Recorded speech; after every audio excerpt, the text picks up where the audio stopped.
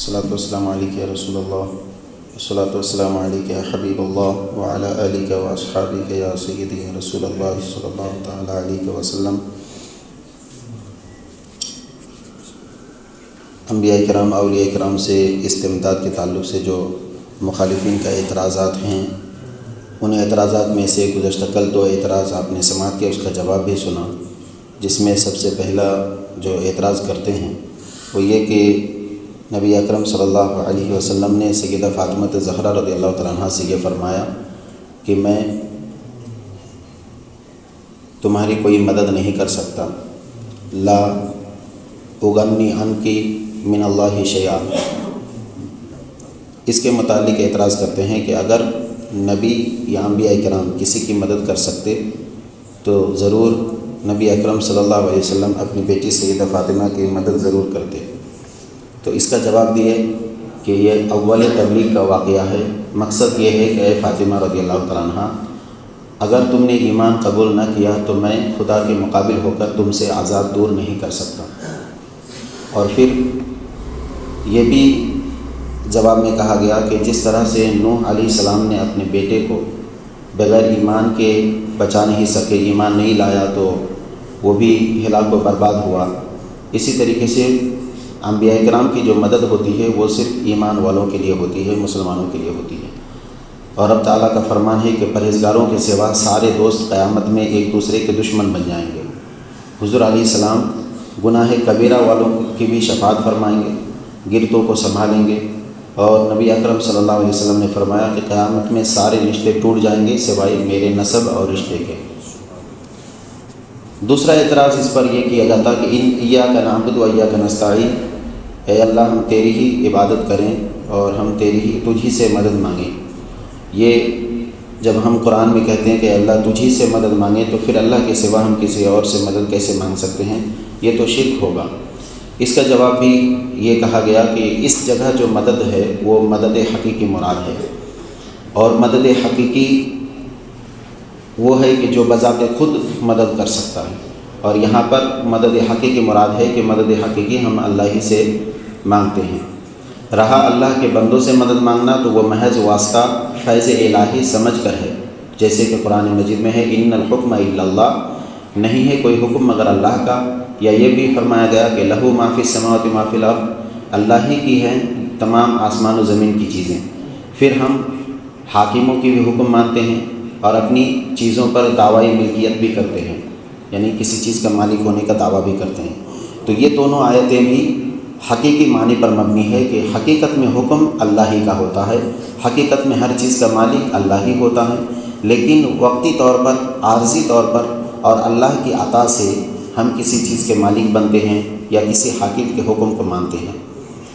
نیز یہ بھی کہا گیا کہ عبادت اور مدد مانگنے میں تعلق ہے، اور اس آیت میں ان دونوں کو جمع کیا گیا ہے۔ تعلق یہی ہے کہ حقیقی معاون سمجھ کر کے مدد مانگنا یہ بھی عبادت ہے،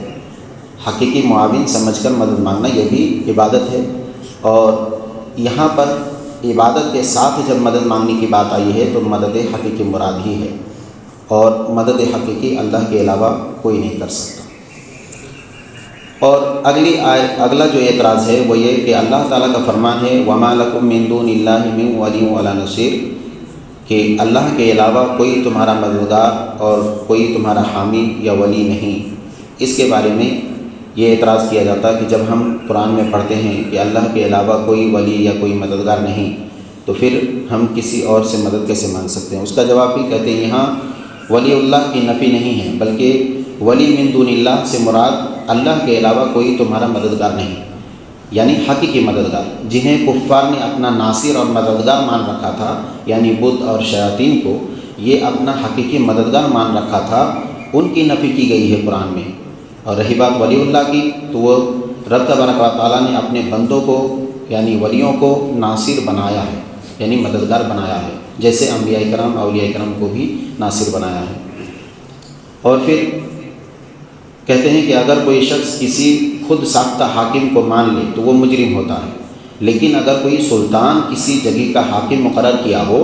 اور وہاں کے لوگ اگر اس حاکم کے حکم کو جو ہے مان رہا ہو تو یہ بادشاہ کی حکومت کو ماننا ہے، اور بادشاہ کی مرضی کے مطابق اس کے حکم پر عمل کرنا ہوگا۔ لیکن اگر کوئی شخص حاکم کے حکم کو چھوڑ کر کے خود ساختہ جو ہے حاکم بنا لیا ہو اور اس کے حکم کو مان رہا ہو تو وہ باغی یا پھر وہ مجرم کہلاتا ہے۔ اگلا جو اعتراض ہے وہ اعتراض یہ کیا جاتا کہ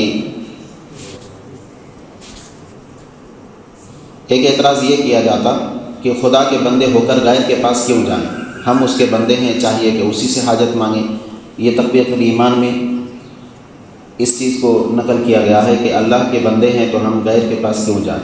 اس کے جواب میں کہا گیا کہ ہم خدا کے بندے خدا کے حکم سے خدا کے بندوں کے پاس جاتے ہیں، یعنی اگر اللہ کے بندے ہیں تو یقیناً اللہ ہی کی طرف جانا چاہیے، اللہ ہی سے مانگنا چاہیے، لیکن اللہ کے حکم سے اللہ کے بندوں کے پاس جانے کا جو ہے نا حکم ہے۔ جیسے قرآن بھیج رہا ہے کہ اسی سے گزشتہ جو ہے نا تقریب میں بھی اس سے پہلے بھی بحث میں یہ بات ہوئی ہے، جیسے قرآن مجید میں ہے وَلَوْ أَنَّهُمْ إِذْ ظَلَمُوا أَنفُسَهُمْ جاؤ، اس کے بارے میں بھی اللہ تبارک و تعالیٰ نے فرمایا کہ اے میرے محبوب ان سے آپ کہہ دیں کہ جب یہ کوئی گناہ کرے تو آپ کی بارگاہ میں آئیں، پھر یہ توبہ کریں اور آپ بھی ان کی مغفرت کی دعا مانگیں تو اللہ تبارک و تعالیٰ اس کی دعا کو قبول فرمائے گا۔ تو اس جگہ سے بھی آپ کو صراحتاً سمجھ میں آیا کہ اللہ تبارک و تعالیٰ اپنے محبوبوں کے پاس بھیج رہا ہے۔ مزید اس میں بہت ساری اعتراضات جو آج کے وقت میں کیے جاتے ہیں، وہ سارے اعتراضات اور سوالات جو اولیاء اللہ انبیاء کرام کے متعلق کیے جاتے ہیں وہ ساری چیزیں اس میں منقول ہیں۔ پھر یہ ہے کہ یہاں پر ایک اعتراض یہ کیا جاتا ہے کہ زندوں سے مدد مانگنا جائز ہے مگر مردوں سے نہیں، کیونکہ زندے میں مدد کی طاقت ہے، مردہ میں نہیں، لہٰذا یہ شرک ہوتا ہے۔ یہ ایک عام طور پر سبھی لوگوں سے جو ہے اعتراض کیا جاتا ہے، یا عام طور پر لوگوں کے ذہن میں یہ بات آ بھی جاتی ہے کہ زندہ سے مدد مانگنا تو بالکل عقل کو منظور ہے، لیکن مردہ سے مدد مانگنا یہ جو ہے جائز نہیں ہے۔ اس کا جواب دے رہے ہیں کہ قرآن مجید میں ہے ایاک نستعین، ہم تجھ ہی سے مدد مانگتے ہیں۔ اس میں زندہ اور مردے کا فرق کہاں؟ پہلی بات تو یہ ہے کہ زندہ مردے کی جو ہے نا فرق قرآن مجید میں کہیں نہیں ہے کہ اللہ کے علاوہ مدد مانگنا زندہ سے جائز ہے، مردہ سے نہیں، وہ تو قرآن و حدیث میں پہلی بات کہیں پر نہیں ہے۔